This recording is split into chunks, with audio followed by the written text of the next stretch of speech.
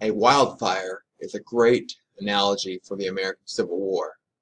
Um, Horrible, but there is value in crisis. So let's talk more about that. In a wildfire, it's total destruction. It's allowed to burn. Um, Burns up everything, kills everything, destroys everything. It's absolutely horrible if you're involved in it. Horrific, just like the American Civil War. But over time, a force that has been burnt to destruction will regrow stronger and greater than ever. It may take time, but it will come up back better than ever.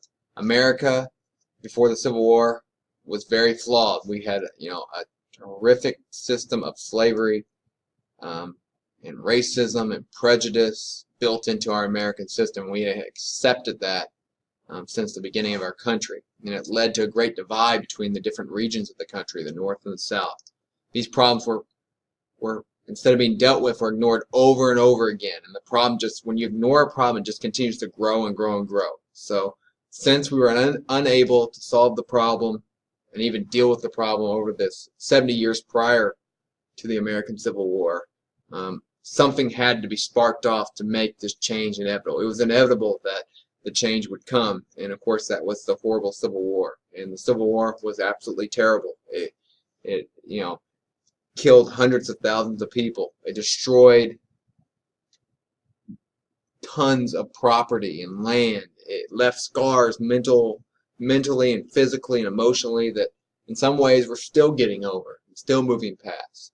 But over time, America has become much better than it ever was before the Civil War, much stronger, much more united. And although we have many problems, and some of them lead back to the Civil War, our race relations in America certainly have a long way to go.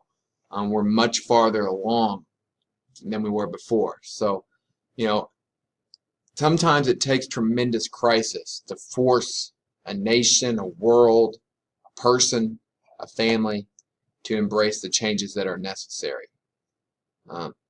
Crisis is an effective way to bring about change, but it's avoidable, and for our peace of mind and to keep from great destruction, it's best to avoid crisis. How do you do that? You take action early on. When you notice a problem, you try to solve it right away, earlier, before it grows. You look for the signs, and then you make the positive changes that you have to make.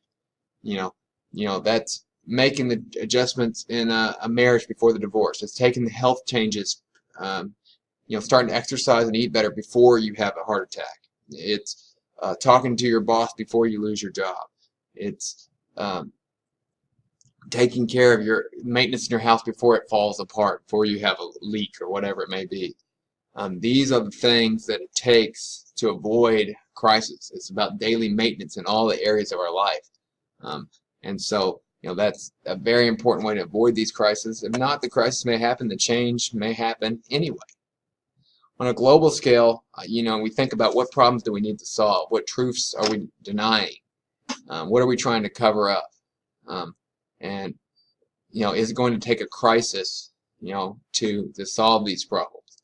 I worry, one thing that comes to mind to me is the environment. Are we really doing enough to protect and save and preserve our environment that we all rely on so much every single day? Will it take it seems like we're having more and more natural disasters around the world. Are those signs to a bigger problem that we need to solve?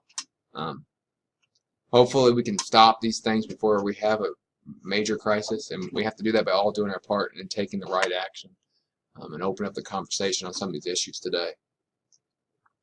On the personal level, it's the same thing. What aspects of your life, need a light shined on them to be improved upon? What things are you covering up? What things do you need to bring to the surface? What things do you need to deal with before they rear their ugly head? These are the questions we all have to ask ourselves, and we all have to have the courage to do that. It takes tremendous courage to say, hey, I got a drinking problem, I need to stop before I get in the car and kill somebody. Or, hey, my marriage is failing, I need to see a counselor before I fix something. Or my family relationship with my children, or whatever it may be. There's all things in our life that we need to address. And so whatever that may be for you and I, we need to do our best to look at it and try to improve it. So I hope the analogy of the Civil War and a wildfire um, rings true to many people, and we understand that crisis is a terrible thing, but sometimes it's an agent of change that is all and well and needed, but it's always avoidable.